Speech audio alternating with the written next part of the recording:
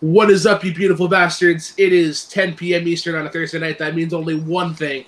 Late Night with Take 3 is live.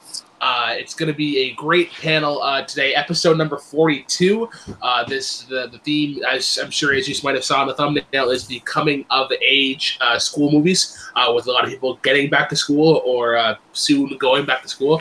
But before we get to that, we have a bunch of things to talk about. Of course, movie news, and then Collider stuff, and some Take 3 shenanigans. But I want to introduce my panel today first. On the ones and twos, the man producing the thing, fellow Take 3 member, Malcolm Gaudier. Malcolm, how are we doing? Pretty good. I just finished watching the Collider documentary about Thanos' snap, so that was really interesting. So cool. I'd probably get you to talk about that later. Making his return to Late Night with Take 3. It's been a hot minute since he's been on, but always glad to have him. You can find him anywhere there's good trivia. He is Hunter, the Hitman Chambliss. Hunter, how are we doing, man? Oh, man, I'm glad to be back. I've always loved coming out here and just talking the shit with you guys. It's fun. Thanks for coming on, man. And last but definitely not least, the Knuckles, I guess, to my Sonic. He's a friend, but he's also a rival. We have very different opinions on various things, but a respectful fellow nonetheless.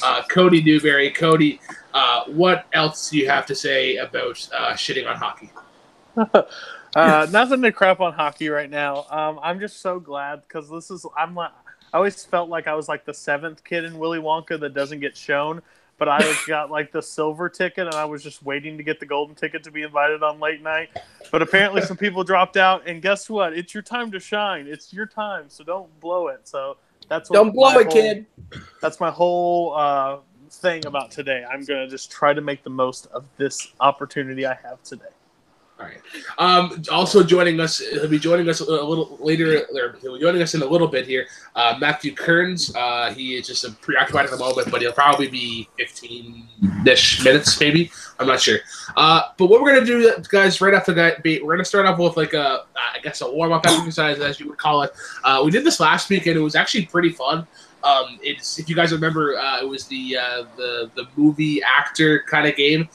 So for those of you who don't know what's going on, what'll happen is I will start with either a movie or an actor or an actress. And then what happens is the next person in line will have to either name. So if I pick an actor, they have to name a movie that actor was in. But if I give a movie, they have to name an actor that was in that movie. Then the next person, based on what it is, they have to name the other thing. We go on until someone can't mention it. But there's a play that you can do called Shenanigans. So, for instance, say I give Cody It's a Wonderful Life, and he thinks, you know what, I don't think he can name an actor from It's a Wonderful Life, then he calls Shenanigans, and then I have to name an actor or an actress in that movie. If I don't get it, I am out, but if I do get it, Cody is out. Ooh. So it's just an interesting kind of little bullshit maneuver, I call your BS on my BS. Essentially. All right, so I'm going to start, and it's going to go to Malcolm, and then Hunter, and then Cody, and we'll just go in that order. And I'll start very simple. Malcolm, I'll give you the actor of Tom Cruise. Minority Report. Okay, and then I have to name an actor or... Yeah, an actor or an actress from that movie. If he misses, do I have to take it then? Yeah. Minority Report. Yeah, I can't think of anybody from that movie. I haven't seen that movie in a hot minute. 5, 4, 3. I don't know. No? All right. Quick elimination. Hunter's out. Cody, can you name an actor? Colin Farrell. All right. Go with In Bruges. Shit, was the Brendan Gleeson? Was he in Bruges? I don't know if he's not the first name that comes to mind. What's the I name? can do a fact check if you need me to. Brendan Gleeson. In what? Sorry. Was he? Oh yeah, he was in Bruges. Yeah, he was. So it just go to me. Yeah, it goes Yep. to you. So I have to name a movie he's in. Yeah. Cold Mountain. Shenanigans. What do you? So Shenanigans. I have to name an actress in Cold or You actor have, to, in Cold Mountain. you have to name an actor or actress in Gold Mountain. Nicole Kidman. Cool. So then I'm out. So then what happens is now it goes to Malcolm, and then Malcolm has to name a movie starring Nicole Kidman. Australia. Well, I can't call Shenanigans from a guy in New Zealand on it.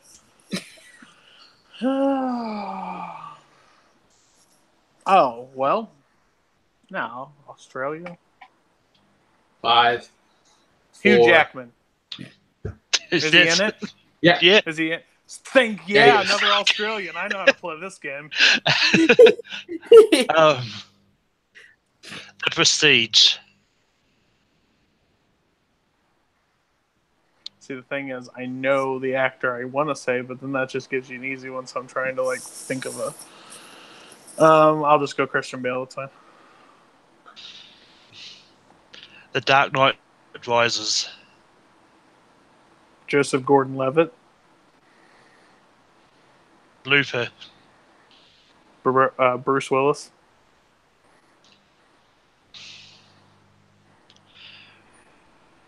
Rugrats Go Wild. What? I'm pretty sure he's right. Was he a I'm voice? like- He voiced Spike the dog. Yes, That he is did. Amazing. He did. I He forgot did. that he voiced Spike. Was that theatrically released? That Yes, was it theatrically was. released. I saw it. I did see it in I- theaters. You could call Shenanigans Cody, and then he has a name of actor, a voice from that movie, I guess. Oh my gosh. Can I get some more time on Rugrats, please, for the love of everything? Tim Curry. Doesn't he play someone of the Thornberrys? Or somebody? Yeah, Yeah. Yep. He's Nigel Thornberry. Yep, he was a dad. I don't Rocky struggle Horror with Picture Show. that. I have to name an actor. Or an Yes. actress. Actor. Meatloaf. Fight Club. Brad Pitt. Ocean's 11.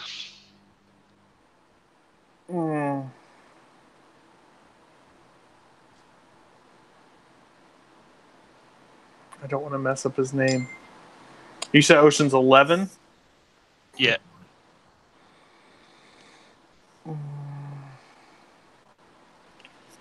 Bernie Mac.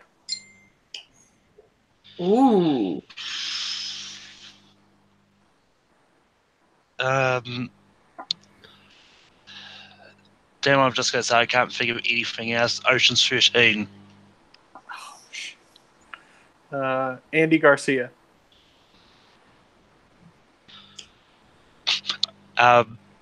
Ocean's 12.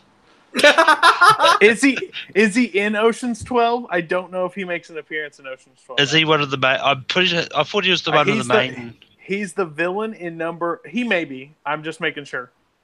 Hold on, I'm checking right now. I got it. And we're looking for Andy Garcia. Andy Garcia in Ocean's 12. Okay, give me 1 second. Which is dirty, dirty, dirty, because you've just bounced the entire Ocean's movie. But it's okay. Yeah, he's in 12. Yep, he is in 12. But Casey he's in Affleck. 13. Yeah, he's Yeah. in 13. I know he's in 13. Casey Affleck. Manchester by the Sea. Michelle Williams. Yep. The Greatest Showman. Zendaya. Spider-Man: Homecoming. Tom Holland. Oh, In the Heart of the Sea. Is he in the heart of the sea? Is that Chris Hemsworth movie about about Moby Dick? Yeah. Oh, yeah. Yeah, he is. Okay, Chris Hemsworth then. For Ragnarok. Wow, this is good. This is good. Yeah, this is really good. Taika Waititi.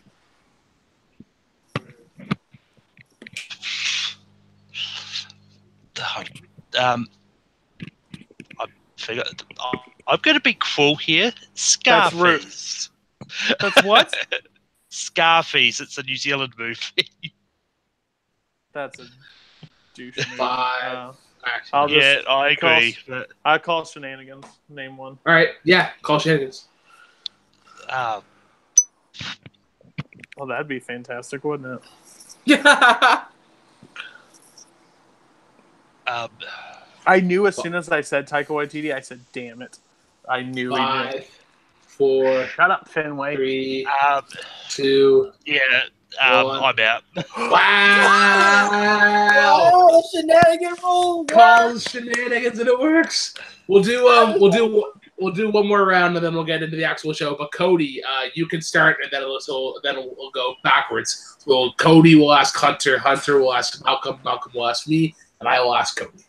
I'm gonna be out first round again. I'm gonna let you know right now. Am I asking the? Yeah, you can name I you pick can movie or actress. Yeah, you can name a movie, an actor, or an actress, anything. I'm going to start with And 2000. anybody watching anybody in the chat, if you want to play along, by all means. That last round went all over the place. But I'm going to go with Iron Man. All right, so it's on to me. Yep. Mhm. Robert Downey Jr. The Judge. Robert Duvall. Oh, okay. I thought it was me. Secondhand Lions. Ooh, Haley Joel Osment. See. Yeah, I think so. Yes, I think he's plays in bullshit. Secondhand Lions. You're right. Yeah. The Sixth Sense. M. Night Shyamalan. Yeah, he is in that movie for a scene, isn't he? He's in all of them. Yes, he is. He's in all of them. He's in. Name a movie starring M. Night Shyamalan. Or not starring M. Night Shyamalan, but Lady in the Water. Is he in it? I don't know. Yes. yeah, he makes a cameo in all of his. He makes a cameo in all of his films. Oh, then that saves me good. I know some of his stink piles. So you said Lazy Water. Paul Giamatti. The Amazing Spider-Man 2: Rise of Electro. Rise of Electro. I don't believe that's the name of it. That might be the name of New Zealand now. That could be. You're 100% right. Yeah. I'm going to go with. Oh my wait! main... Whoa! Oh, is it you? The second time. Am I like chopped liver over here? I missed the order, so I just didn't want to get time started. Okay. So go ahead. Yeah, that's right. Yeah, I will go with Dane DeHaan. Ooh. Jesus, I think she has to go to the bathroom. Give me a second. My dog is acting up. Cool. I can go next if you need me to. Well, that would defeat the point of me. 5,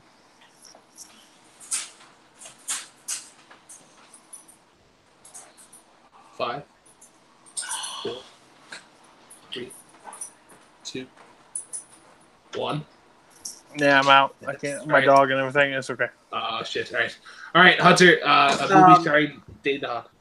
A Cure for Wellness. Stars in that movie. Look it up right quick. What was the name of it again? A Cure for Wellness. I think you're thinking of the wrong guy. I think. No, you're right. Okay. He's the first build after. Yeah. Oh, okay. That's Dane DeHaan. Okay, we're good now. It took me a minute to realize that movie actually existed for a minute, but I feel bad, Malcolm. You have to pull an actor from a 3-hour-plus shit fire. I'm surprised you didn't say Valeria in the City of a Thousand Planets. Oh, that other 3-hour shit fire too. The best star in that movie was her eyebrows. Was Steve Carell in The Cure for Wellness? No, he wasn't. I don't believe so. I mean, let's give Hunter the credit. He actually saw the movie. So I saw it once, and then I was like, no, I'm not watching it again. I will say Jason Isaacs. Now it's on to me. You. Yeah, me and Malcolm are out. Jason Isaacs. Harry Potter and the Sorcerer's Stone. We'll go with Rupert Grint. Oh, here we go. Actually, was No, he wasn't in the Sorcerer's Stone. He wasn't in the first movie. Hey, No. Motherfucker. No. You had so much potential, but did you ever shit the bed? Oh my god. Oh man. On a Harry Potter question with a flippin' poster in the background. Wow. I know. That was a great warm up. It's always good to kind of like just get the spirits going, you know, all that and whatnot. But let's get right into it. Over on Take 3, there was actually a pretty interesting match on Monday. Jukebox Heads Up Volume 2. The top 8 ranked competitors duking it out in a single elimination style to see who will take on Luca in actually at the end of September. And by golly, what a match! I don't think there was any upsets in the first round. You had Jeremy going over Jeff, Matt going over Danny, Paul going over Russell. No, Jim was the upset over David. Jim being the 6th ranked competitor going over David. And then you had Paul beating Jim, but it seemed Jim kind of gave up halfway through. And Jeremy and Matt having a fuck you, not fuck you, not fuck you deadlock in the semifinals, using up almost all the mixed bag questions that I had for tiebreakers. Cody, I want to go to you first. Your thoughts on the match, and Matthew Rosa being the overall winner. How do you feel about that? Okay, so everybody knows I suck at music trivia, and I like to be a troll in the comments and the chats, but I thought this match was really cool, and I like to give credit where credit's due. And I think Brooklyn, of all the people working on various trivia shows, he has almost the best formats for different shows or different matches. And this was actually my first actually watching a heads up match, which I didn't exactly know how it works, but it was a very cool format, especially in these kind of leagues. And I think it could actually work in a lot of different leagues. The problem is I want 2 things in Jukebox, because 1, the bell is always on, so I always know when you guys go live, so I should get some perk for that. And I'm always in the chat normally, so I should also get a perk. I want to employ a Matthew Rosa muzzle, and it's not that I don't like him, but every time a question is asked, either he knows it or he doesn't, but there's no mystery or no surprise because he talks during the entire deliberation. So I wanted me to be able to press in the chat that the muzzle goes on, and he answers his question, and then the muzzle goes back on after he's done. Because that was the most annoying thing of that match, with him and Jeremy just going, I don't got it. Well, why the hell are we doing this? Let's just skip everything. But I thought Rosa actually had a really good job. I think it's almost a psych-out game for him at times. Yeah. But I will say, you screwed Russell Howe, and I don't mean this in a bad way, and I don't think you did this on purpose. Of course you didn't do it on purpose, and I don't know who wrote the questions. But when he says boy bands is his strength, and you guys went one direction on him when he was totally talking 90s. But it's fair in the world of boy bands. But he was like, I grew up with this stuff, and then first question, one direction. Dang. You gotta be careful. Gotta be careful with those categories. In Could he have said 90s boy band, 90s or early 2000 boy bands? He could have. I tried to steer clear from that. It was also the same reason. It was the same reason that I didn't let competitors pick individual artists or groups, because then it turns into what niche band can just skim by that where I'm just guaranteed a point. Right. That's fair enough. That's fair enough. Yeah. But Malcolm, your thoughts? Your thoughts on the match? And before I get to that, Jessica Morgan wrote those boy band questions. So Cody, any concerns that you have, can go to jessica.morgan@fuckyou.com. Oh, you.com. My phone will autocorrect that. That's all right. Yeah. Yeah, the match was fun to watch. I mean, like Matthew and Luke was going to be a very heated matchup. Can't wait to really see what happens there, because Matthew had shown his nose to staff as like, and the prog rock seemed to get a lot of the competitors, because it's not what speaking as someone who got screwed on prog rock himself, but it's just one of those categories which you either don't know what can come up and how many different bands there are in that category. Yeah, it was weird because in the first round, David being one of the people eliminated, that was the only question that wasn't asked in that first round, was prog rock. So he did lose. He lost 2-0 in that scenario. But I'm curious to see what would have happened, like just confidence wise, had he got prog rock earlier. So I have a question, just a general question, or two general questions for the entire panel. One, who do you have against Matthew and Luca? And two, with these 8 competitors, what matchup would you like to see next, whether it be trivia or debate? We'll start with Cody. The Matthew and Luca thing is interesting. I think Luca's been out of it for a little bit, so I believe Russ could come to a factor, but I also could see that him just listening to music about 24/7 right now till he's, till it's ready for competition. Matthew, on the other hand, I just think he plays a lot into the psych game, so that could get into a factor. I think it could actually get very heated between Luca and Matthew, because he plays those tricks and Luca is very straightforward. Of the competitors that I saw on thing, I would love, Paul is one of my good friends in this space, but he's a tool, and I think he knows it. Like, he has that cocky persona of him, and it's just fantastic to watch. So I want to kind of see him and Matt in a debate. Basically, some hip hop questions too, because I think that could just get very heated.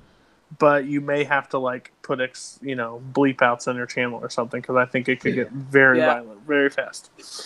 Also, a fun fact that I forgot to bring up, and I know this is gonna piss off Case a lot, but Paul receiving his first singles loss in the community. Matthew Rosa handed him his first loss in singles. When you think about it, he's that's well, to an extent, you're right. I would say. Yeah. Hunter, Matthew versus Luca. Who do you got? And what competitors would you like to see duke it out? See, knowing both of these guys personally, Matt, he's a good guy, but Luca, especially in music, is a fucking machine. I gotta go with Luca on this one. It's gonna be a great heated battle, but if you're talking straight music, I think Luca is gonna come in and, especially during a championship setting, and really show what he's made of. And I kind of want to see. Now, you said it in any trivia league, right? Well, we'll see what's 2 weeks ago we had a really great debate. We had a great debate between Matthew Rosa and Chris Clark, and that sort of sparked having a dance-off some music debate league, which is actually going to be a thing. Half of the matches in September are actually debate matches. One of the panelists is actually going to be competing. I'm going to announce that schedule probably after the show. That's interesting. Yeah. That's very interesting. But what do you mean one of the panelists? One of the panelists will have a match in September. Here? Yes. Here? Yes. Oh. Cody too. Yeah. Time to kill someone. But I want to see Jeremy and Paul in fandom. See what happens. That'd be kind of cool. See, it'd be interesting, yeah. This is the whole thing about Paul. Paul's a freak when it comes to anything that's ever been on screen in a movie. I think he takes pictures of everything and he knows things. So I don't believe there's a person walking in this league right now. I believe if Paul faces Jeremy, I think if Paul faces Chance, I honestly think Paul either is the best player in movie trivia. I don't think he would beat Robert in fandom, but I can guarantee if it's normal movie based, I don't think Paul loses to anything. That's just me. Malcolm, who do you have with Matthew and Luca? And what competitors would you like to see duke it out? And I also do want to remind, or not a remind, but I know Cody earlier was talking about Rust. I actually tested Luca on all of the heads up questions. He missed 5, I think. I think he missed 4 or 5 altogether. Oh, okay. I want to change my pick. Yeah, sorry, Matt. You ain't got a shot in hell to beat Luca. Not a shot. You might as well just quit. Shave your fro. It's over. You're done to go to shot. Rebrand. Come in something else. You ain't got a shot in it. Because he struggled in the heads up. There's no way. If Luca only missed 5, not a chance. No. Luca's a freak. Yeah. All right, Malcolm. Who do you got? And then who else do you got? Sorry. Yeah, so I think there is a very slight chance Matthew could beat Luca. I mean, and I'm only saying it as a very slight because I think that if Matthew studies up on a lot of things he considers to be his weakness, then he could pull it out. But I mean, Luca's going to be tough to beat. I mean, I'm definitely going to be there. And I'd actually like to see, talking about Matthew, I'd actually like to see Matthew and Jeremy get into a debate. Because they seem to have a few moments in the heads up where they got into a big debate about things in there. So, I mean. Yeah, I would be curious of that for sure. I'm going to stay out of this. I think it's going to be a great match nonetheless. If you think about Luca versus Chance back in April, everybody had Luca, but then Chance took Luca literally to the final question. So I think anything is possible. And in terms of the top 8 people duking out, I would actually love to see. I'd love to see Jim and Paul in a debate. I think they have similar tastes, so I think their opinions would clash a lot, and I think it'd be kind of interesting. But now what I want to do is I was saying to the guys earlier, I'm splitting this first section up into 2 parts. And we are venturing into a new sea, I guess, some uncharted territory. We're gonna talk about sports for a little bit. So for those of you guys who are not massive sports fans, I do apologize, but football season starts next week. I just did 2 drafts. One was great, one was not so great. And it's kind of great that I have Cody here with me. He runs one of the fantasy leagues, and we're talking about we're just kind of giving our picks as to who the favorites are in each division. So Cody, I want to go to you first. Do you want to start AFC or NFC? I would say NFC for the last because that's me and yours kind of where our favorites reside, so AFC is easier to decide. Yeah, I think okay. So yeah, AFC. I think like in the East, I think it's the Patriots for sure. Bills are given. I think Bills could give a run depending on what their run game is like. Dolphins. I mean, Jets are no. And the West, for me, it's a toss up between KC and either San Diego. Maybe I'm not really sure on that one. So many potential. I'm going to go safe in the North. I think Steelers. I don't know because I don't think Ravens' offense is that great. Browns. I mean, look, they went 4-0 in the preseason. I think that just means that they're going to be shitty. And Bengals. I don't know. They're hit and miss. And for the South, I think the only contender is the Jaguars, with the Titans being being someone to kind of just keep an eye on there. But who are your favorites for the AFC? Well, before I go into that, Caleb Coho, if you're listening or if you watch this late, let me teach you a little bit thing about football, because apparently last night's draft you have no flipping idea what you're doing. You have power in multiplex, and that's why you put a league together. But let me tell you exactly, you know nothing about football. Drafted a backup kicker in fantasy, and if you auto draft in ESPN, they don't even do that for you. So he literally did worse than an auto pick. My on any news, that was my only Caleb rant, because gosh, did I have to hear that guy talk a lot yesterday. So basically, what I always break it down to: New England in the East, there's nobody in contention. They did lose. They lost weapons like no longer Amendola's there. No longer is Brandon Cooks there. Deion Lewis went on his way, so that's going to be a little mix-up. But sorry, Miami, Jets, Buffalo, you don't have the team to compete with Bill Belichick. He could literally take Brooklyn, Hunter, Malcolm, and myself and put us on the line, and we could go to the Super Bowl. Okay. Pittsburgh, yeah, that's always the interesting thing about that. With Pittsburgh is that juggernaut offense, but that defense is always so questionable, and the Ravens always seem to get them a little bit of trouble.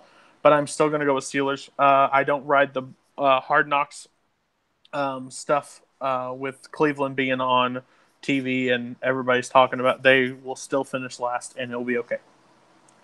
The South is the very interesting one, because the South is kind of like the NFC East in regards that it can be anybody at any time, kind of. I'm going to still go with Houston if Deshaun Watson stays fully healthy. I think Jacksonville just lost a key member of the defense, so that's questionable. Yeah. Okay. Just reading some other picks here. Jonathan Peck is an active member here in the chat. He also has the Pats in the East, but he has the Raiders in the West, and he has the Steelers in the North. Yeah. And I'm awaiting his South pick. The West is always an interesting one too. I don't see KC, Kansas City, having a shot. Sorry, Jessica Morgan. Not saying that they're bad. I just think that it's they lost Alex Smith, which isn't a lot. I'm not saying that, but they're starting a rookie quarterback, and their defensive, they shipped everybody out of the defense. So my guess in that division, it's if Oakland comes back to the Oakland that we knew before, Oakland will win that. If not, I'm actually going to go with the LA Chargers. Okay, cool. So Jonathan's pick for the AFC South is actually the Jaguars. I think fair enough. I think that with Bortles, and then if Leonard Fournette just continues to do what he's doing, I'm not sure what their defense is like, but I mean, you have the great Tom. Yeah, you have the great Tom Coughlin up in the office there, and he's done great things for the. It's all going to matter if Leonard can run through the ball and stop Blake from having to throw deep. If Blake has to throw deep, it's all over. But if he actually runs, we got a shot. All right. So now we're going to move into the NFC, and we're going to save the East for the last. Save the East for last. We'll go to the South first. South is always it's always between two. There's never really a favorite. I kind of want to go Panthers because Matt's iffy. I think Drew Brees is past his prime, and Buccaneers. I think Winston just doesn't have the potential to get the Bucs where they need to be. In the North, as long as Aaron Rodgers stays healthy, and then because I haven't heard much on the Bears and the Lions, and I mean the Vikings. I think their only fan is literally Caleb Coho, because he just talks them right out of their ass. And then in the West, I'm gonna go 49ers. I think 49ers take the West. I think Jimmy G is that breath of fresh air that they need, and you have great receivers to pair him up with. But LA will give them a run, and Seattle can if their defense. I think their defense improves. And then I'll go to you, and then we'll both go to the NFC East. Okay. So I'm going to start with the West. I think you are drinking the Jimmy G Kool-Aid, and that's okay because I think they're going to be good too. I just think the Rams added so many pieces over the offseason. I think the Rams will go. The South, I don't believe Drew Brees is past his prime. I think with Kamara, I think they have a great shot, and their defense is even more improved. So I'm going to go with the Saints. But I wouldn't be surprised if Carolina comes back because the South is kind of like one of those divisions that cross every once in a while. Minnesota or Caleb Coho's team, I will never pick them because of him. But he literally drafted their entire squad pretty much on fantasy last night, which was really funny because they're all in the same bye week. But it's Green Bay. Aaron Rodgers is a beast. I still think they'll be out to be able to outgun them. I don't believe in Kirk Cousins. My team has played him numerous times over the past few years. He has nothing to write home about. I'm not worried about him at all. So yes, Green Bay. And now it comes to the fun time. Okay, so I am a realistic Giants fan. I am that supportive mother where it's just like, as long as you get above 500, I'm happy. Like I'm aware this is a rebuilding year. We're probably not going to make the playoffs, but as long as we get above 500 and we figure out our offensive line, we establish that great running game that we can, and we need that defensive line that we used to have, because we sold our defense like 3 years ago and just haven't put any good players in there since. I don't know who to choose between the Cowboys, the Eagles, and the Redskins, because you can make a case for either one of them, and I wouldn't be mad. Okay, Cody, tell me why the Cowboys are going to be the NFC East champions. Just that won't ever come out. That won't ever come out of my mouth. Perfect. So a little bit about me on Sports Fans, so people don't jump on my back for being a bandwagon fan. It's fine, whatever. I grew up. Dad's a Red Sox fan, so that's why the Red Sox. I am not a Patriots fan. I am actually a Philadelphia Eagles fan. I was with them when they had terrible Deuce Staley in their running back and Thrash as their wide receiver, okay? So I've dealt with a lot of crap over the years, and we finally won one last year. Do I believe that we could win it again this year? Possible. But I'm not delusional in the head because playoffs are a totally different thing. I don't believe the Washington Redskins have a shot in competing. I honestly believe this season that the Giants will hop over the Redskins. They will not finish bottom of the division. Really? Yeah. I believe the Cowboys don't have anything anymore. Their offensive line has went to trash. Ezekiel Elliott is their main guy, so it starts with him and only him.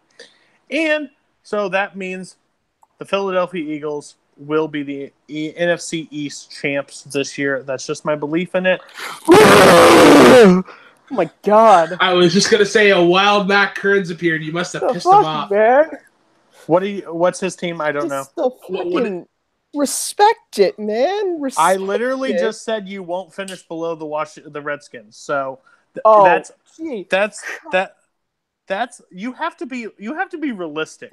You still have Eli Manning as your start. You have Eli Manning. Beat the Redskins, for God's sake. That's what I said. Not that bad yet. I said you'll be better than the Redskins. You'll be better than the Redskins. Christ. You guys win one Super Bowl every 40 years, and you think you know everything. No, this was our first one ever. We've never won one before.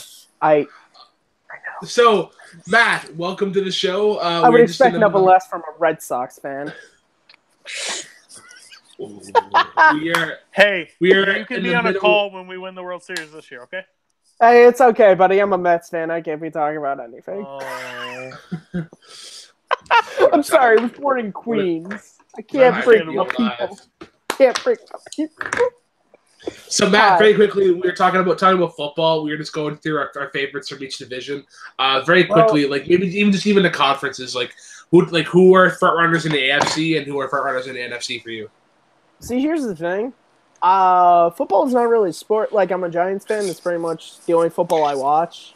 I don't really watch a lot of football. My sports are mainly hockey, baseball, and basketball. So, if we're talking about one of those sports, I'm there to talk to you about footers and all this shit. We can talk about baseball whenever. We won't be talking about hockey until a couple weeks after preseason starts. Dude, but to go over some NFC picks, Zadius has the Packers in the North, the Saints in the South, the Rams in the West, and he has the Eagles in the East. And then for Jonathan Peck has Packers in the North, Saints in the South. He also has 49ers in the West, but then he has Redskins because he's a homer. He's a Redskins fan, which is ambitious. You support the people where you're from. You know, sometimes you just gotta do that. Again, speaking as a Mets fan. All right, so now we get back into our regularly scheduled programming. I know Malcolm and Hunter have been great sports. We ventured into some uncharted territory talking about sports, but now we get into the movie news, and I'll pull that up very quickly. So I do remind the cool kids in the chat, if you have anything you want us to talk about that we haven't already mentioned, let us know, and we will get to it eventually. If Malcolm sees it in the chat. You know. Oh, all right. I have the chat up as well. On my right hand side, I have the Hangouts, and on the left hand side, I've actually just recently discovered that you can put the chat in a pop up in like a separate window, because I used to just have like seriously? Wow, that's extremely useful. Yeah, I just learned that. So, news we have for in the movie neck of the woods.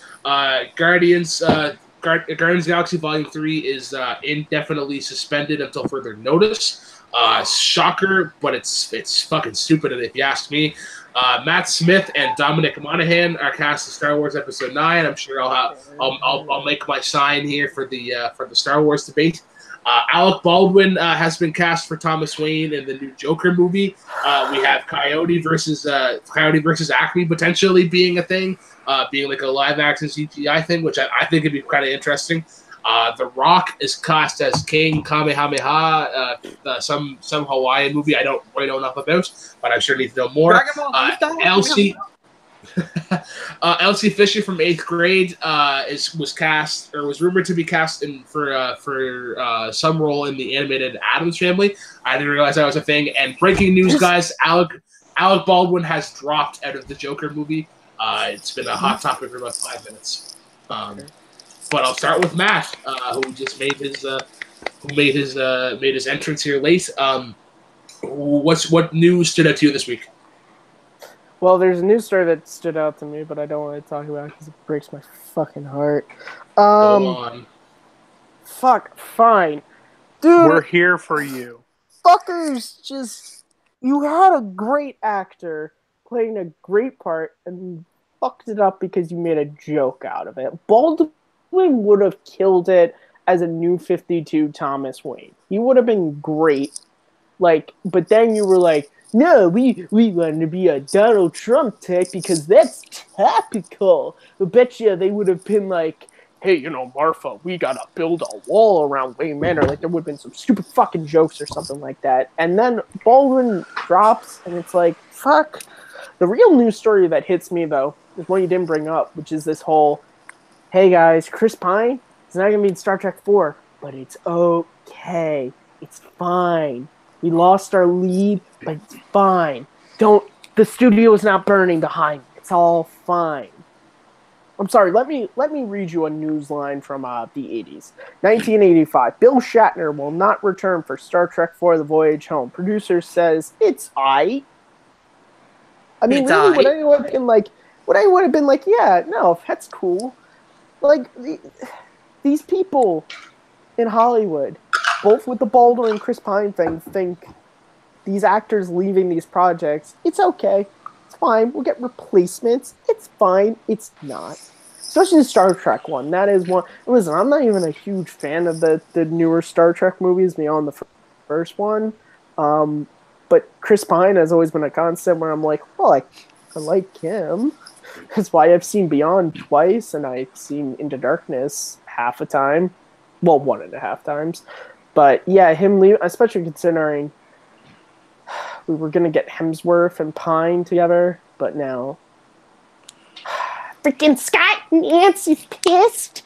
It's like you had Chris Pine and he was Captain Kirk, and now it's like you lost him and it's not fine at all. Hunter, news. Good. Anything you want to talk about at all? I've already talked about this enough, but the fucking Guardians news. holy shit, is it like a fucking fire like Matt was talking about? It's fine, everything. It's fine. It's fine. No, it's not. Disney just got rid of their fucking director over some stupid shit, and now the movie might not even happen. Yeah. I think it's kind of silly. I think there is a plethora of directors that you could pick to do the next Guardians movie. Malcolm, what movie news stood out for you this week? Oh, Malcolm, you're muted. You're muted. No, Malcolm's just cursing like a sailor right now, so we had to. Who the fuck are we kidding? Yeah, you got to put out the sign to go back to 0 days about talking about Star Wars because it's Dominic Monaghan and Matt Smith being cast in Episode 9 because, I mean, this is interesting because they're mystery roles and, like, so how big are these roles? Or we don't know, but those are some big casting for Star Wars because, I mean, like, they're probably two of the biggest, like, TV side actors as well as, like, Dominic was Pippin in Lost. So, I mean, Pippin in Lord of the Rings and Charlie in Lost is what I meant to say. But, yeah, you've got those two great actors in Star Wars. And I mean, Alec Baldwin coming in and out of the Joker faster than Homer eats a donut is just crazy as well. Oh yeah, for sure. Cody, you give me looks of perplexion and just you look defeated. What news do you have to rant about this week? I'll be fast on all these. Rock cast another movie. Don't care. Jumanji was great, but Rampage and what was the other one? Skyscraper trash. Start doing some good movies, please. Star Trek news. Never seen a Star Trek movie, so it's really not that big of a deal for me. Wait, what? Studios have to react like that because they can't say, "Oh my God, the fire's burning! Please, someone save us."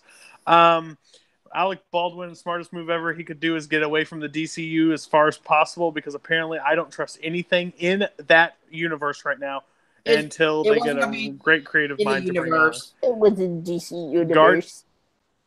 Whatever they want to call. Guardians 2, Guardians 3. They can kind of push that back for a little bit because I'm actually okay because number 2 was not as great as the first one. I agree. And I disagree.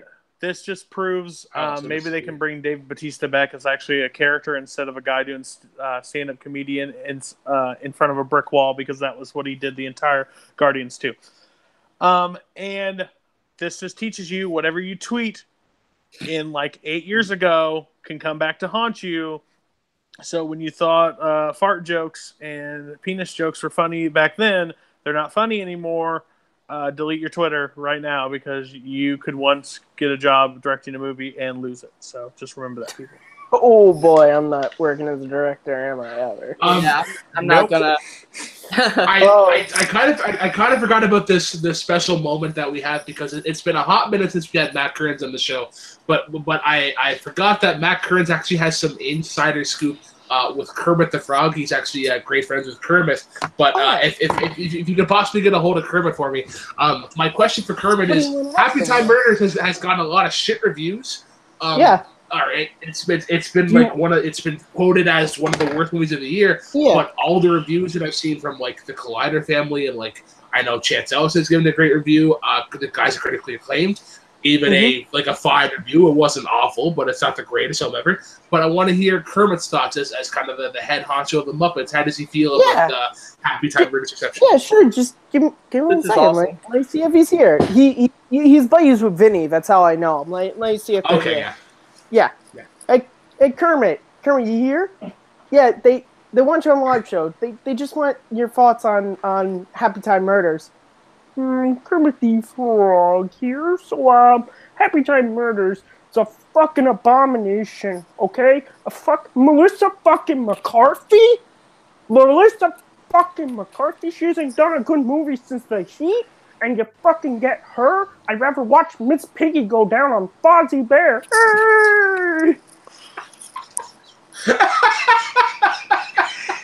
That's what happens. Oh, This is not. you- This is not the Kermit I remember growing up on. You heard of me first. Vinny now. What would you expect? Oh God, no. What would? Yeah, go back to your Miller 41. What?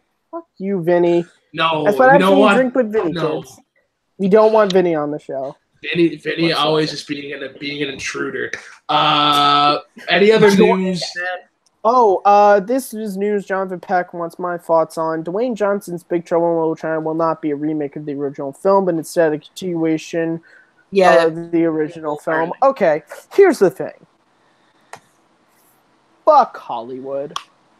Like, Dwayne, I know that for whatever reason, if you're not working on a movie set every fucking 30 seconds, you feel like your life is pointless, but you leave my movies alone, alright? Do your skyscrapers and your fucking Hawaiian pictures and your Mummy Jungle Returns Cruise. and the fucking Jungle Cruise. I don't give a shit. Leave Big Trouble in Little China alone, okay? Yes, was there a time when a continuation could have happened? Sure, and it still could. But the only name I want attached to a continuation is Kurt Russell. I don't need the fucking son of a friend of a guy who knew Jack Burton to fucking star in this movie, which is what Dwayne Johnson's gonna be. Like, and also, people are probably gonna tell me that it's like, well, Jack Burton's not gonna be in, like, it's gonna be in universe. Everything, guys, listen, since 2008, everything doesn't have to be a fucking cinematic universe, okay? Like, why can't we just have standalone movies? And here's the thing, if you want a continuation of Big Trouble in Little China, read the comics. They're fantastic. And if you want to do a continuation movie, fine. Bring me Kurt Russell back, and I'll be totally on board, but I don't need this Jumanji school of thinking that they're probably going to have, which is, well, it's an original story, and it's technically a sequel, but it's more a spin-off in a cinematic universe, and it's like, I don't care. And especially with a movie like this, which pretty much wraps up, I know there's the last shot. That was just Carpenter's stamp. He always liked to have that shit. Beyond that, like, everything was dealt with, guys. I don't want to spoil the movie, but it's pretty much dealt with. And Dwayne, just leave Kurt Russell alone. Just leave him alone. All right? Those are and that's all I have to say on that. Also, Cool Guy says in the chat, don't you dare besmirch the Dark Universe currents. Yes. The Dark Universe. The one movie they had? Dude, I'm sorry. I think Alec Baldwin's starring in a DC film lasted longer than the Dark Universe. Yep. Yeah, but seriously. Can we also just... Also, another talking point, another thing that just broke my heart is Maverick is getting moved back a year. That's bullshit. I want my Top Gun sequel now! I'm not in a rush. You know, I'm in a rush. We've waited however long for. Dude, here's the thing. Top Gun 2. What's another year? As far as I know, we could have skinny Kilmer or fat Kilmer. If we got skinny Kilmer, we might not have him for very long.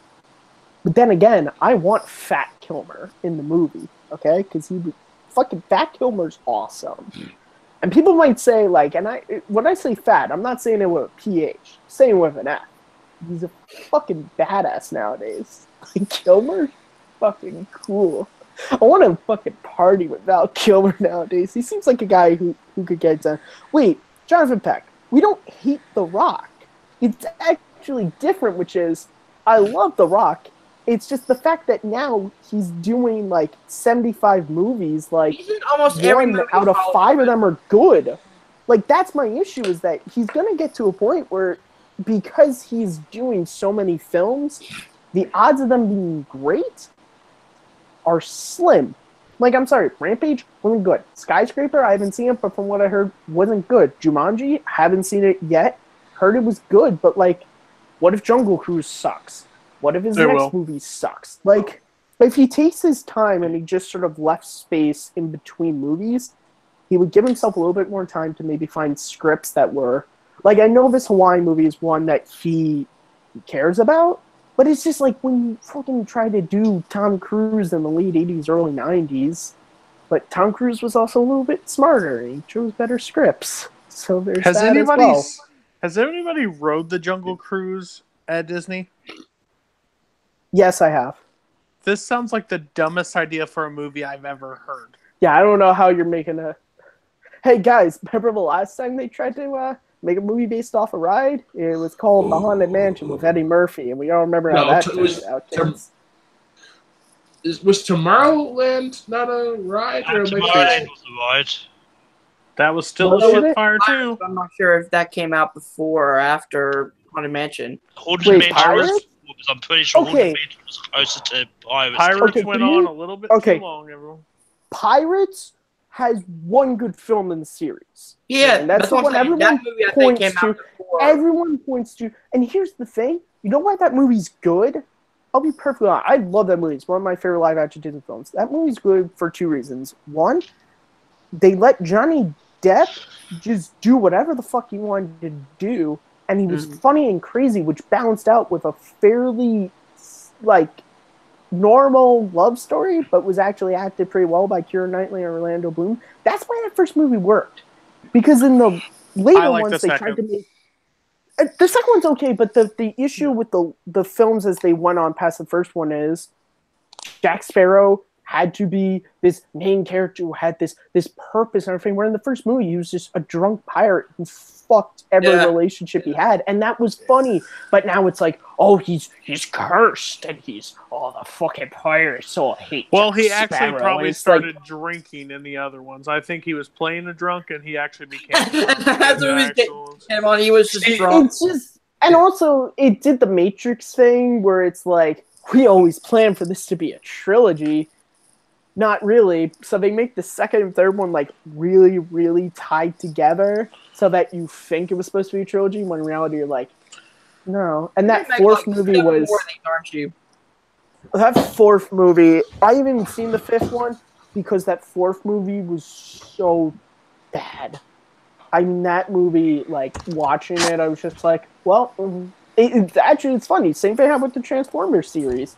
Both of the four films, it's just like, well, there wasn't any hope for this franchise. Yep. The only Just every difference with second it Transformers, died. though, is that after the first one, it just went fucking downhill. Here's my thing. It went downhill, but then I'm a huge Mark Wahlberg fan, so I was like, all right, Michael Bay, I'll give you this one shot. You got Wahlberg in there, baby. And that movie, fucking the minute that the dude starts talking about the Romeo and Juliet law, I was like, well, oh, wait, no, I'm 18. I can't drink yet. All right, well, this is going to suck.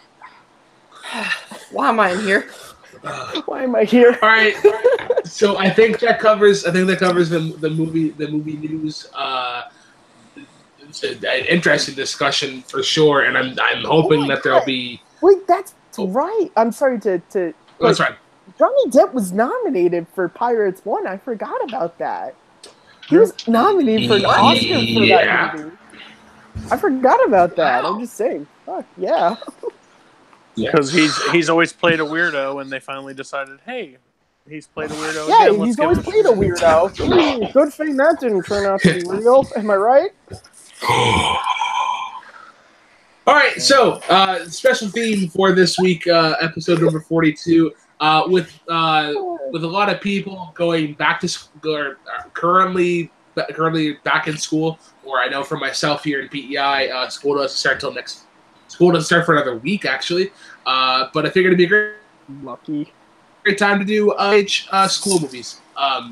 There's definitely a plethora of them, and I think all of us are in that age range where we can really appreciate the old generation and the new generation of coming of age. I think coming of age has had a bit of a renaissance with the films like Edge of 17.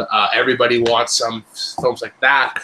But I'm going to go to Cody first. Cody, what are some of your favorite school coming of age films? Again, last minute, so I didn't really put a huge list together, but I will go with 3, just to give you 3. Mean Girls, It's a movie that I did not find right away, but my wife, it's her favorite movie, and it's probably one of my favorite and most quotable movies. It just works on all levels. It kind of just embraces the cattiness that is in high school, especially with guys and girls, really. I mean, they went to more girls, but it's pretty catty in high school, all you go, and that's no pun on her name. Next one would be Breakfast Club.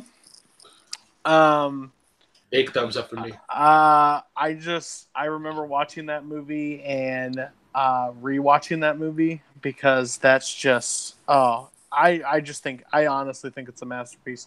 It's my number 9 all time, actually. With Breakfast Club, it's in my top 20. My last one, maybe a little controversial. I'm okay with that, but you can pretty much pick whichever one you want. But I'm going to go with D2, The Mighty Ducks.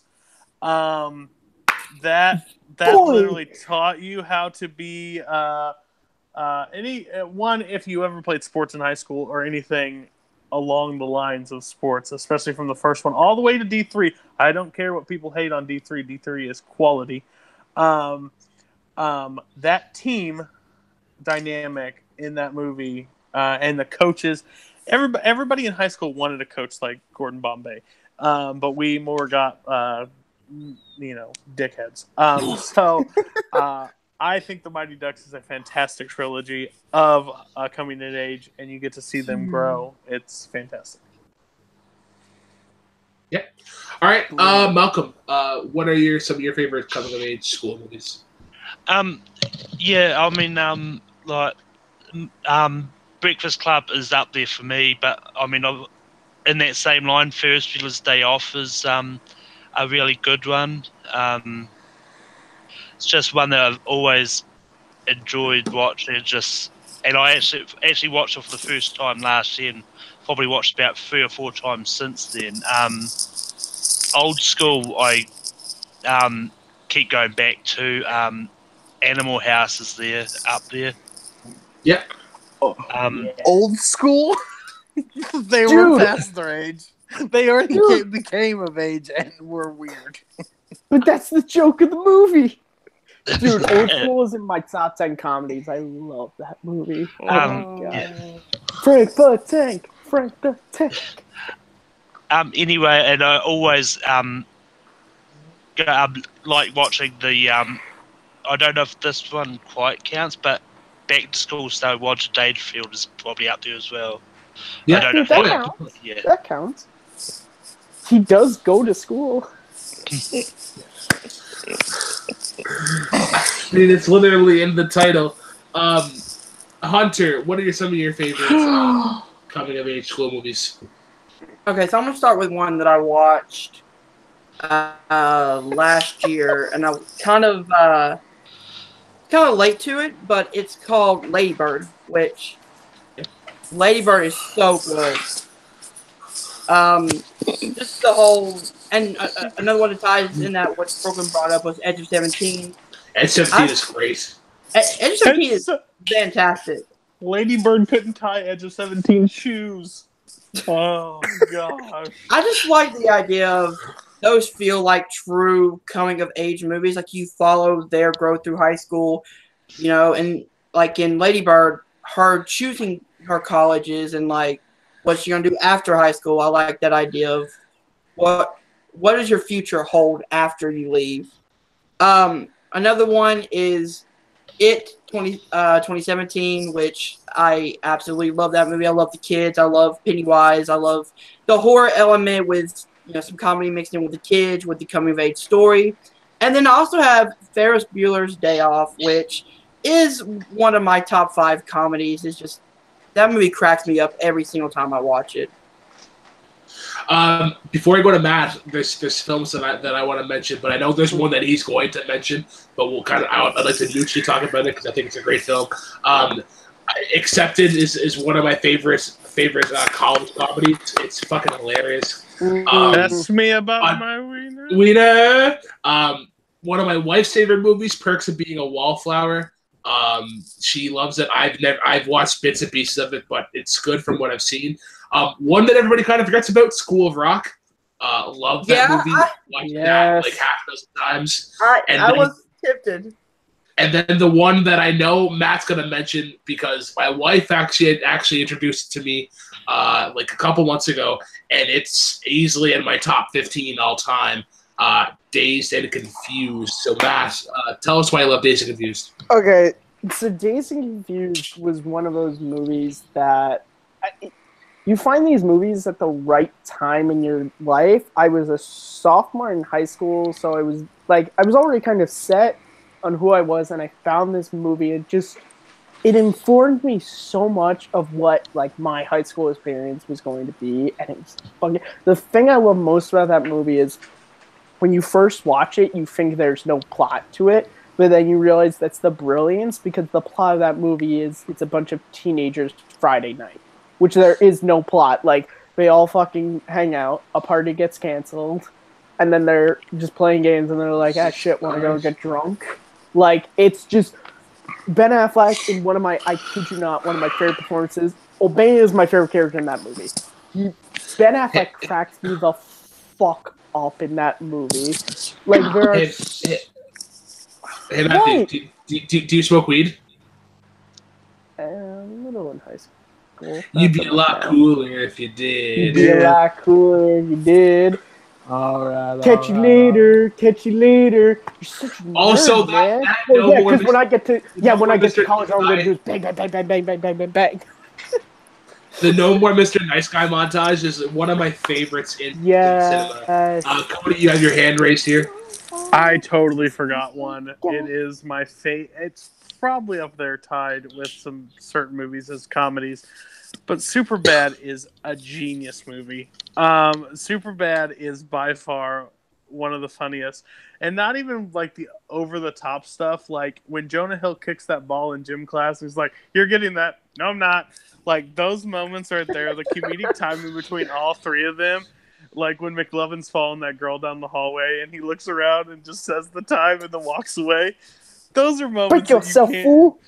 Like, it's so funny. The cops in that movie, they're just, it's fantastic.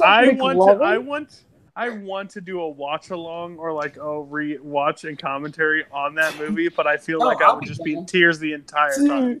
Dude, I'm sorry. My favorite bit of that movie is when they find his fake ID, and it's just like McLovin is like, "Oh, that's like, dude, that's fucking cool." I love the part where they're in the grocery store or the convenience store, and he spits on him, and he goes, "Hey, by the way, tell that prick he's not invited." And he walks up to Michael Cera and goes, "Hey, by the way, you're not invited to the party." He's standing right there. Hey, Brooklyn. Yeah. Are we allowed to bring up like TV shows like that have that coming of age style? Can I also finish my list? I mean, we can, but I'd actually like to get into the debate portion of this. I didn't get to finish my list. Oh, sorry. Okay, sorry. Let's Kurt finish. Let Kurt finish his list. I didn't get to finish my list, for God's sakes. So, yeah, Dazed and Confused, of course, is probably my all-time, like, it's my favorite high school comedy. Breakfast Club, we already talked about. 16 Candles was also one that I love. That's a great movie. Ferris Bueller's Day Off, I can quote the shit out of the movie. Some Mighty Ducks. D3, I think, is actually the best for high schoolers because, I'm sorry, that first day montage when there's the fucking teachers like, every Friday you'll have an exam, and every day you feel like it, you'll have a surprise quiz or exam. I had those teachers. Yes. Hate them. And also, I'm a guy who I like, if you have a really charming romance, it bumps you up. I'm sorry, Charlie's romance in that movie is so fucking cute, and that scene when they're sitting on the bench and they're just talking, and he's like, is there anything else? She's like, I don't know, just keep talking. I'm like, Joshua Jackson's fucking great. And the other thing I like about the series is they knew when Gordon Bombay's story was done in D2, so they pushed focus to the character that they should have. And I've always known that. And the last one I want to talk about is the original Karate Kid.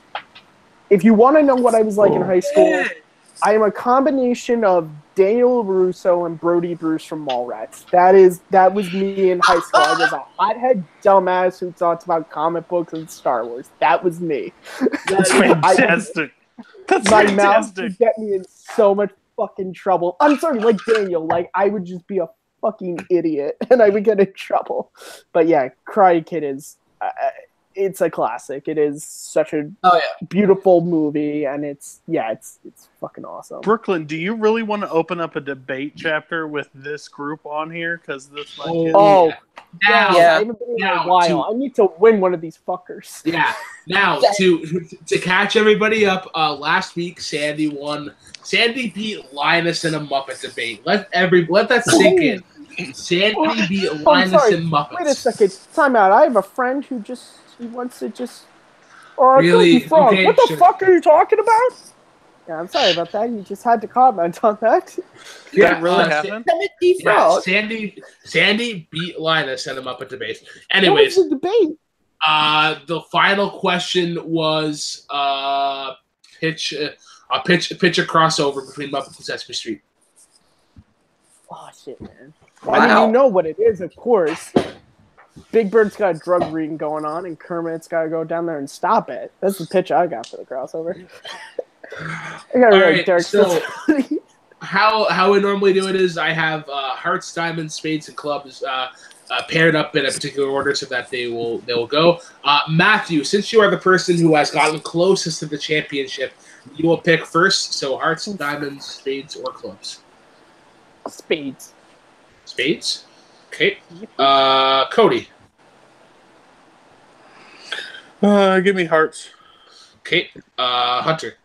Diamonds. Diamonds.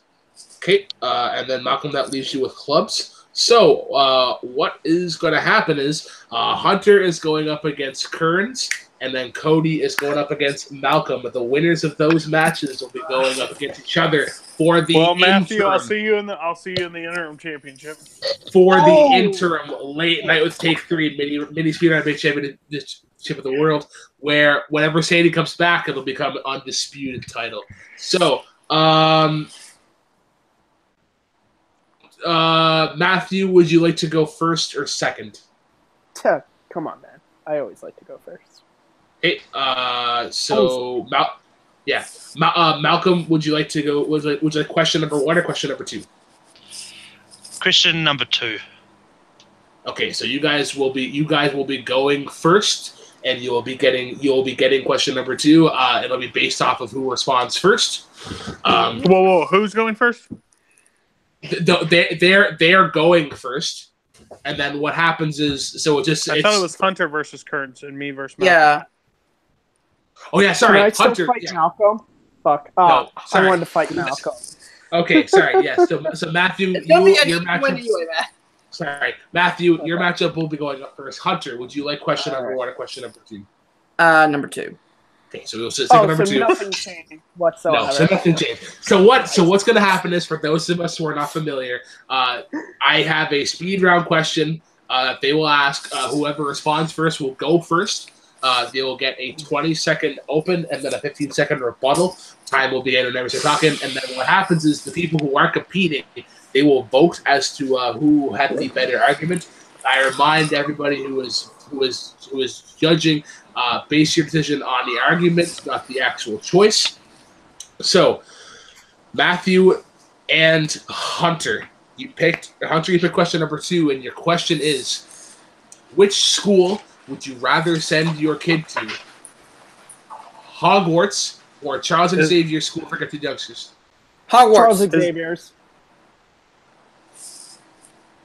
Yeah. Sorry. All right. So we had a question real quick.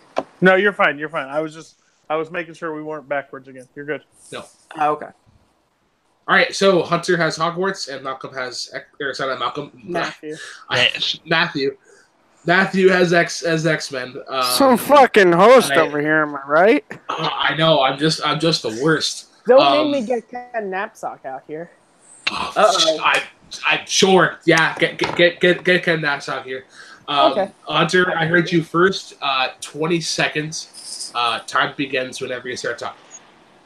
Okay, so pretty much Hogwarts shows that you don't have to be the greatest wizard of all time to go to Hogwarts. That's what they're for. The teachers are there to teach you, and most importantly, they care about their students.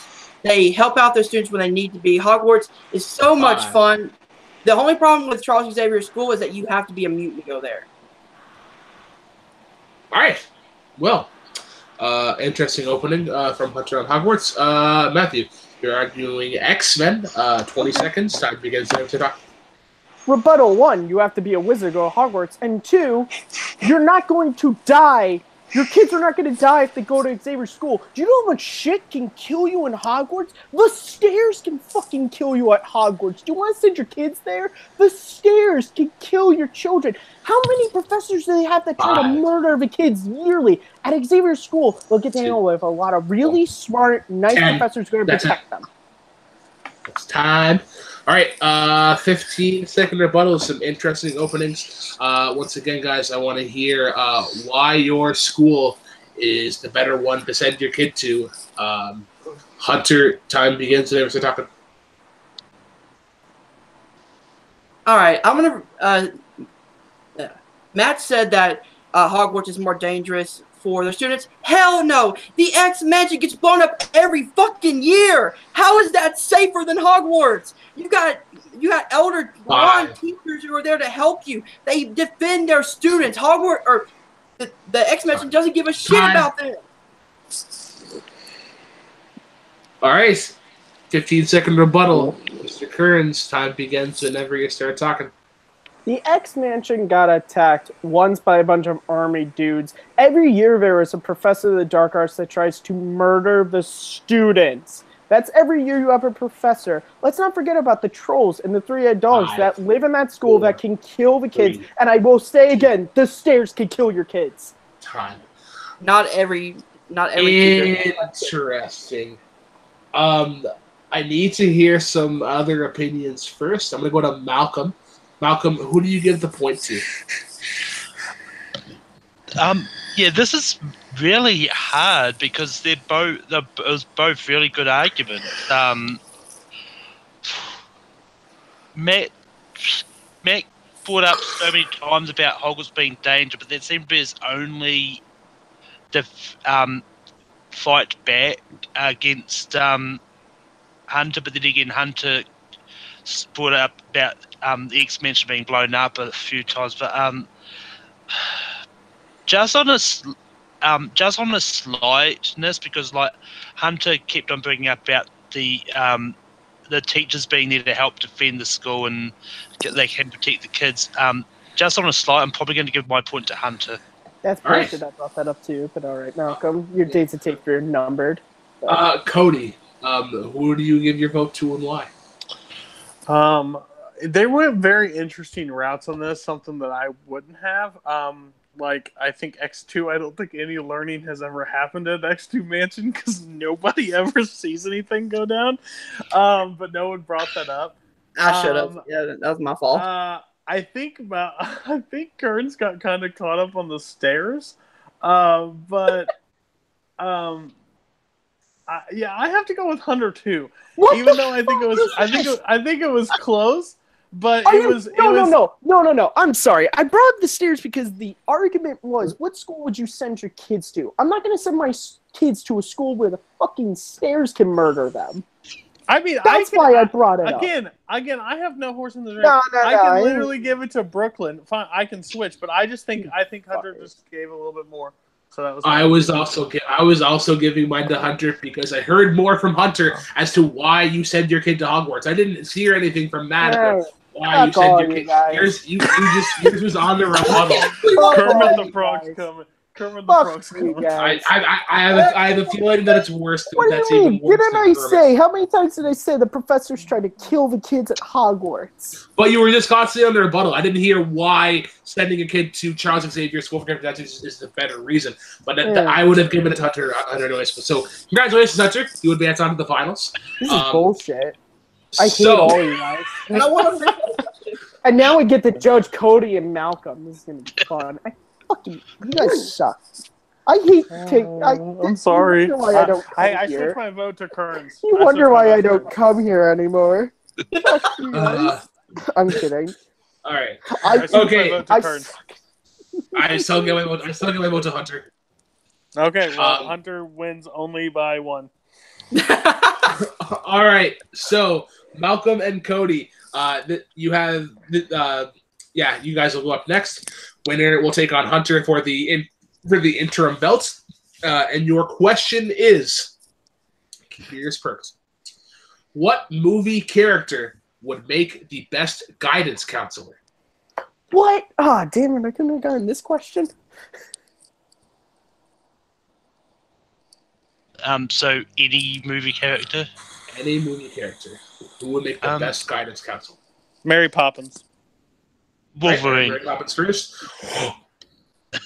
We have Mary Poppins versus Wolverine. Damn. Wow. Hell yeah. All right. 20 seconds from Cody. I heard Cody first for Mary Poppins.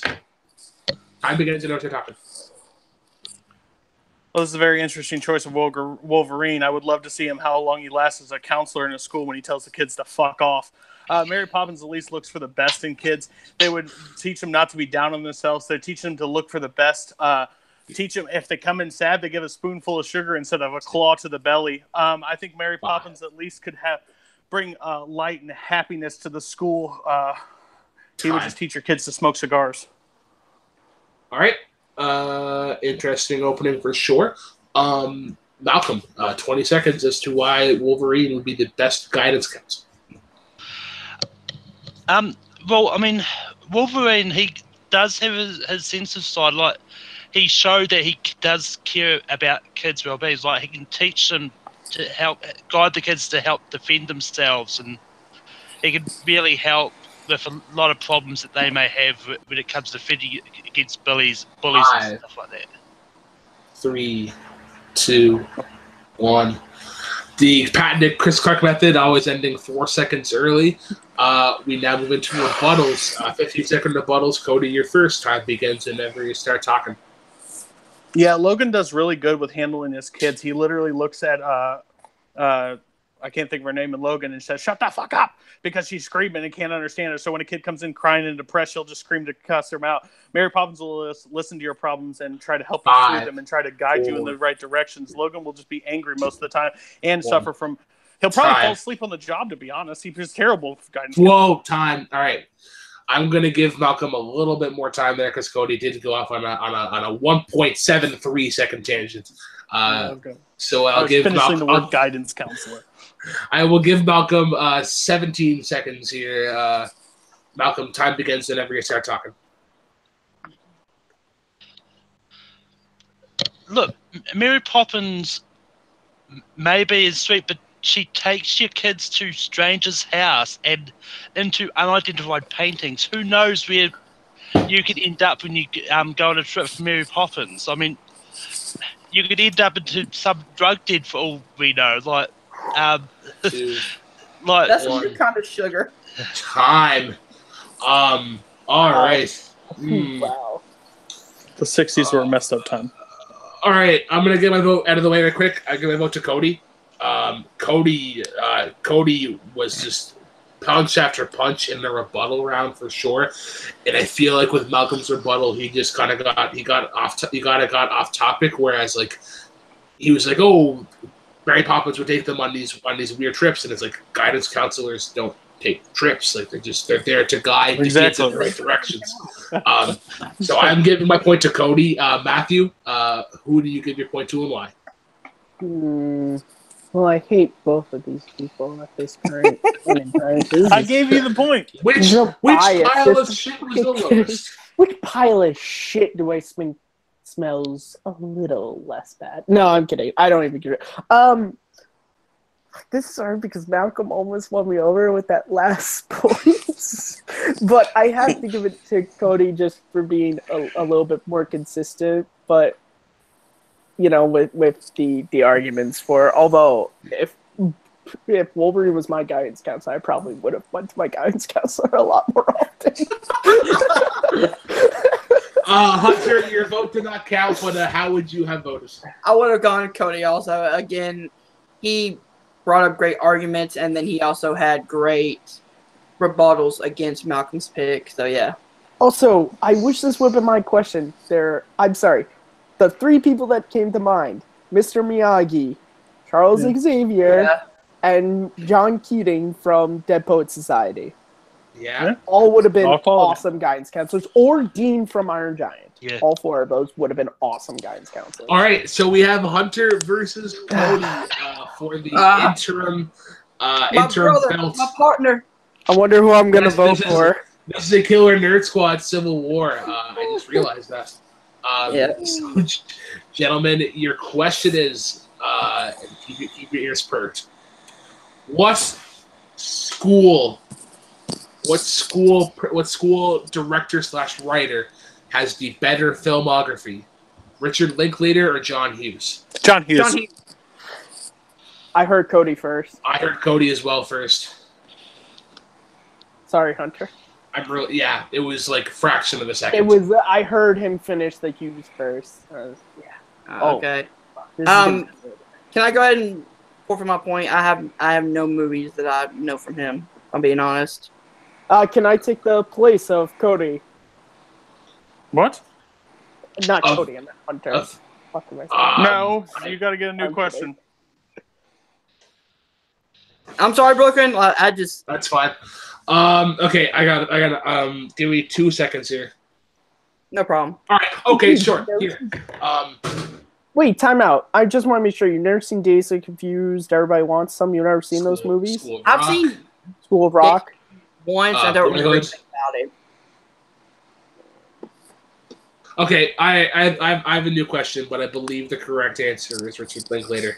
What? Incorrect. Dude, no, it was John Hughes. You're Despite completely how wrong. much I love Dazed and Confused. All right. Me and Brooklyn are going to fight after the show. Okay. Probably. Okay. Okay. Then here, my question for you then is, what is the best John Hughes movie? Ooh, That's a goodie. Breakfast Club. All right. Let's go from Cody first. Oh, dang it. Okay. I already said it. It's on. ooh. Did he do Ferris Bueller? No, he did Breakfast Club. No, I'm talking about. Okay. Ferris Bueller's Day Off. Yeah, I think I John did. I'm Hughes just checking did. it now. John Yeah, fact Hughes check that. did Ferris Bueller's Day Off. Yes, that's what I'm thinking. All right, Ferris Bueller's Day Off. Right. So, Breakfast Club against Ferris Bueller's Day Off. Cody, I heard you first. So, 20 seconds. Time begins whenever you start talking. As much as I love Ferris Bueller's Days Off, I think Breakfast Club is a way better movie. It has more heart. It has more soul. It teaches an ensemble cast. It actually, that part at the end when he raises his fist and the emotion goes through. Ferris Bueller is a fun comedy. It's got great laughs. It's got 5. got great laughs. It's got great comedians. But I don't think it has as much heart as Breakfast Club across the board. All I right. thought you were waving me off, so I was like, No. I'll always announce 5. And That's then fine. That's fine. Yeah, wave off. Okay. All right, Hunter. 20-second opening. Time begins whenever you start talking. Ferris Bueller's Day Off is not just a very fun comedy. It's a very good story and a very good movie to begin with. You're following Ferris Bueller when he is just the slimiest kid that every teacher hates, and he's doing everything that a kid my age wanted to do, which was skip school, go into town, have fun, be with his best friends, and just have fun and just hang around. All right. Interesting opening. Cody, your 15-second rebuttal time begins whenever you start talking. I think Ferris Bueller is a fantastic. Matthew Broderick's a great character in that movie, but the entire ensemble works together as a cohesive unit, including the principal in that movie. If you take one of them out, I don't think it's as strong. Ferris Bueller is that one key point with Cameron, but the rest of it can be replaced. I just think that with him bringing the cast together and that principal, it's an iconic movie. Busting out the old iconic Hal Rudnick technique. Iconic. Hunter, 15-second debate. Time begins whenever you start talking. Ferris Bueller's Day Off just doesn't work by, as a single character. You also have everybody around here making Ferris Bueller seem like this fucking awesome kid who the teacher, Stein, hates him. It's just somebody who wants to have fun, be with his friends, and the dynamic between Cameron and Ferris is so strong in this movie. All right. Let's go to Matthew first. First thing, he wasn't a teacher. He was the principal in Ferris Bueller's Day Off.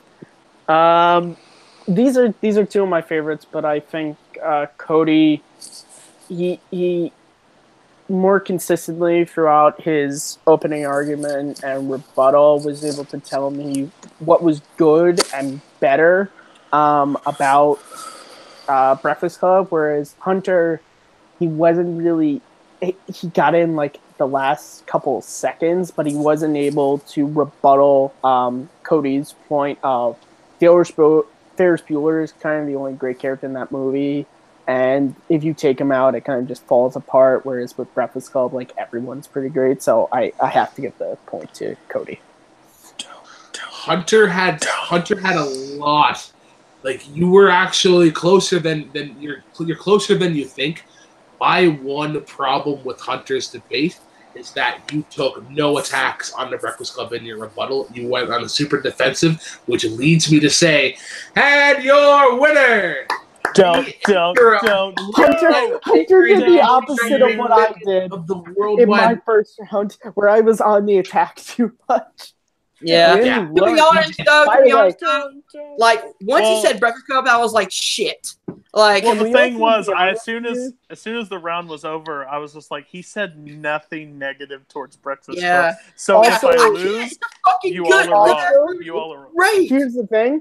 Both of you said the wrong answer. No, Breakfast Club is my favorite. John Hughes' best movie was Planes, Trains, and Automobiles. No, see, Matt, the funny thing was, when I said it, I said shit. Because I didn't think Ferris Bueller. It was Planes, Trains, and Automobiles. Because I Brooklyn could quote that movie had to be a high school movie. Because I'm sorry, to talk about the greatness of John Hughes. I'm sorry. I'm just glad I won one on a Harry Potter question. That is epic. I'm also just happy that Hunter is continually, since the first episode back, is just making me lose in round one. So, hey, Brooklyn, I just have a question. Yeah. So, since I'm interim champion, I understand Sandy's the real champion, so that's fine. Does that mean that I've turned my silver ticket into a golden ticket? Because that means I have to come back now? That means that your silver has been upgraded to a gold. You have to come back. Good job. Your opportunities, guys. Make the most of it. You can be here one day. I need to get some thoughts here. I need to get some thoughts here from the interim champion, Cody. How do you feel? You went up against Malcolm first, and then you took on Hunter in a battle of John Hughes. How do you feel? Debating is the one thing that I have some strength in, because I like to hear myself talk. So I can just come up with an argument and believe it's truth. I really wanted to battle Kearns because I think we might have had a really heated, angry debate at each other at the probably end. Would have. But if he would have picked Planes, Trains, I probably would have succeeded. But it's fun. I'm excited to face Sandy because I think Sandy is just is one of my favorite people in this space. He's so nice, but I want to see when the gloves come off and if he tries to attack me, because that would be fantastic. I mean, he beat Linus in a Muppets question, so I'd be scared. I know. That's something you don't want to mess with. Yeah. No. Yeah. Hunter, you had a great victory over Matt, but then you ran into Cody, who ran against Breakfast Club. Tormented you with the Breakfast Club. How do you feel? I'm not the best debater, so I didn't think I won the Hogwarts thing, but thank God I did. I love Harry Potter, so I took my knowledge from the movies and just went at it. I watched both Breakfast Club and Ferris Bueller, but it's been so long since I've seen them. I got to go back and rewatch them. But those are two epically great movies, and you couldn't go wrong with either one of them. I feel like a complete asshole right now. Malcolm, You should. Malcolm, I forgot to ask you. I know your vote didn't count, but who would you have voted in that final round? I'm a dick. I'm a massive dickhead. You're a Caleb Coho. Oh, how that's dare what you? I did. How dare you put me so low? Shit. I'm below dog shit at this point. That's below Dick. It's like Dick and then Caleb Coho. Damn. But Malcolm, what are your thoughts? You're How would speaking you as have I was voted? myself, who wouldn't Yeah, forget I you. probably- How are your thoughts? I probably would have gone for Cody as well, because just for the simple reason that Hunter didn't fight back against Breakfast Club. Yeah. Or just Yeah, definitely. If I would have attacked it more, I probably would have waited a little bit. I Made it really harder. just want to fight Cody off air now in a debate. I just want Hunter to give us a random ass debate and just scream and yell at him. I'm sorry, man. You chose wrong. You piece of shit. You're Well, wrong. Brooklyn, do we Kurt have Russell time? sucks. Because we could do Kearns versus Cody in just a random debate now on here. Yeah. So Okay. I've got a good question for it. Oh, I actually have one that I want to use because now that because I've asked one and I need My to ask title's the not other. on the line, is it? Your title is not on the line. Well, I mean, do you want to put the title up on the line? No, heck no. I want to. Oh, you I want to scared? get back on the show. Are If I you lose scared? now, I don't get my shot back. You Okay. scared, Cody? I hear. All right, that's I fine. am. Kearns, I think you're a beast, so I don't want to lose what I just won tonight. Oh, stop it. You're so kind. I mean, I did almost beat Dan Merle in a movie fight, but you know, pshaw. That's a true story, guys. What? First episode of SJU Live, I played Dan Merle in a one-round movie fight, and I almost beat He him. did. I watched it live. It's true. If, It's a true story. all The right. video is anytime now they put tainted phone by a call- piece of shit, but you know.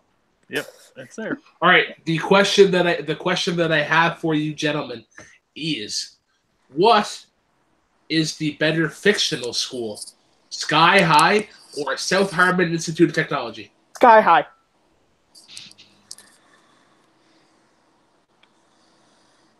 All right. I gotta look up South High. Hold on. It's from Accepted. Oh, you're 100% right. Oh, yeah. Thank you. I was going to throw that into the main one, but I'm like, I'm not sure if everybody has watched Accepted. I forgot it's shit. University. Oh, sorry. Yeah. All right, so I heard Matthew Kearns say Sky High first. 20 seconds, time begins whenever you start talking. Okay, here's the thing. Bruce Campbell is one of your teachers at Sky High. Okay, Bruce freaking Campbell. If you think that's not cool, Wonder Woman, Linda Carter is your principal. Okay? Also, your school's fucking awesome. You get to fly on a fucking school bus every day. Not some boring ass school bus. And again, I'd say Linda Carter and Bruce Campbell run your school. All right. Interesting opening. Cody, why is the South Harmon Institute of Technology the better fictional school? Okay, listen. Shit University is a way better institution because the only thing you have to worry about there is tax evasion by your own, by your staff board. All you get to do is take whatever classes you want and have enjoyable.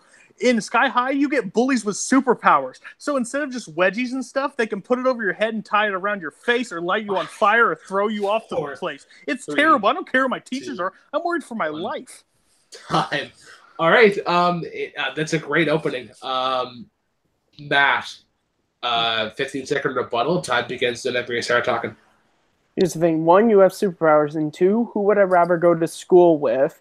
The pie fucker or Bruce Campbell as my teacher? I'm going to go with Bruce Campbell as my teacher instead of the pie fucker. Okay? I'm sorry. Also, you have superpowers. And the likelihood Kurt Russell could also be your dad if you go to Sky High. Kurt Russell could be your dad if you go to Sky High. And Bruce Campbell is your teacher.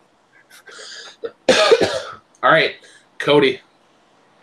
Okay, listen, I think you got Pie Fucker from the wrong movie. I don't think that even happens. But guess what? If I wanted to take a class about beer bong, I could just take a class about beer bong. You guys have the whole problem of Kurt Russell being my dad. He never got with my mom, so that's impossible. And guess what? What if I have a stupid superpower, but the guy has an automatic punch that sends me through lockers every day? I don't want that. I want to go take a class. Time.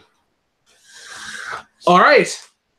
Cody probably beat me. I Definitely. don't give a Definitely back and forth. Actually, I want to go to Malcolm since your vote didn't count last time. Malcolm, how are you voting?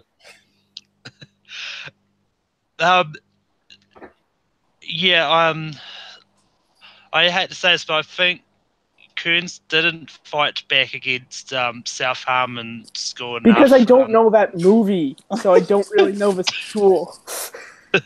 I don't fucking know So, that. I'm going to have to go Cody on that. All right, Malcolm. I'll see if you're on the summit this weekend. All right, Hunter. How are you voting?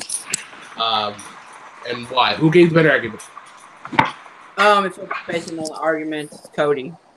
He just had better rebuttals. He had a better opening statement. Matt really, I love Bruce Campbell. I do, but he kept going back to it time and time and time again. Dude, because I didn't know the other school. Campbell. It's Bruce Campbell. I'm sorry, dude. I'm sorry. If you fucking walked into school and on the first day, Bruce Campbell was your fucking gym teacher, I'd be like, dude, I'm never skipping class ever. Man, he's also the kind of guy that would give out answers in the middle of a test. I just don't think he'd show up to work as a teacher. I just don't think he'd be the type to. Okay, he'd get fired. Here's the thing. I don't mind losing that debate because, one, I got to talk about Sky High, which I love, and two, it's also a debate where I didn't know the other movie, so it was really hard for me to attack your shit. Said pie fucker. I love it. I said pie. I knew you said pie fucker. Which to be honest, pie fucker almost got me, but I was like, no, gotta stay straight. Pie fucker. It's not even in the.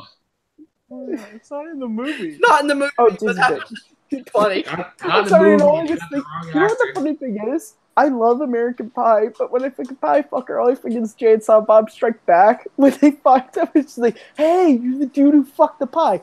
Oh, you know what? I star in all his movies, but no, all I get is, oh, I'm the dude who fucked the pie. Pie. All right, guys, that is actually a good time to wrap it up. We're gonna end on Pie Fucker. Awesome. We can end we are coming on the hour 45-minute mark, so I want to do the quick little plugs. To our interim champion, Cody Newberry. Cody, where can the cool kids of the world find you? You can find me on Facebook at Cody Newberry. You can probably find me on here at least one more time until I burn that. You can find me on Full Metal. I'm starting a fantasy football show. Hopefully we get Brooklyn on. We get the rest of the guys on. It's going to be a fun time. And you can find me on Movie Battleground for now. And some other stuff's in the work with me and Robert Parker, so that'll be in the near future. All right. To the second place finisher today, Hunter Chambliss. We're going to go into the world find you. You guys can find me over on my YouTube channel, Film Nerd TV. You guys can find me right here on Take 3 doing summits and rank them. You can also find me on Multiplex Entertainment doing a whole bunch of trivia over there. So yeah, check me out. Maybe you're on the summit. I don't know about that. Maybe. To fellow Take 3 member and the man wearing the Hope shirt, Matt Kearns, where can the cool kids of the world find you? What? I'm sorry, you cut out. I didn't know if you were saying about It's your plug. Where can the Oh, well, you guys can find me at Matthew on Twitter, Matt611 on YouTube, and right here as the intermediate host of The Summit. You can also find me on Second Look, my show, which is coming back fairly soon, and you'll probably find me here more frequently, hopefully, now that time is, after a busy summer, time is it's back. So hopefully I'll be back more often to lose in round one because I feel like everyone just likes to watch me lose. All right. And to the producer today, the man behind the scenes, Malcolm Goldie. Malcolm, where can the cool kids of the world find you at? You can find me on TV Productions hosting Rankum, and this coming episode is about acting performances in the Middle-earth franchise, and that should be a lot of fun. Sorry, bad tickle in my throat. I'm really and sorry. you can also find me on Letterboxd, Twitter, and Stardust at Malcor. All right, and last, definitely not least, I'm the Black Lady Riverdale. You can find me here on every Thursday night, late night with Take 3 at 10 p.m. Eastern, and you can also find me on Jukebox Trivia, the show Monday nights on Take 3, where we do trivia, debates, and playlists. I believe the next show that we're doing is going to be ABBA on Labor Day. I will not be there, but that will be Luca Hopel, Madden, and Jessica Morgan going through the greatness that is ABBA. And then I'll be uploading the schedule as soon as the match is over. So keep your eyes perked on the Jukebox Area Facebook page. But if you like the content that you see here, be sure to like, comment, subscribe. If you want to be a part of the community, go join Take 3 on Facebook. There's a plethora of shows to go through. We do reactions from the Schmodown. We do summits. We do watch-alongs potentially. Second Look is on a temporary hiatus, but I know what there is plans that are coming back. As well as Family Game Night. I know Chris is trying to launch a Twitch channel there, and for sure it's great. It's great fun to play nonetheless. But once again, guys, that is Cody, that is Hunter, that is Matt, and that is Malcolm. Cheers, guys, and as always, drive safely.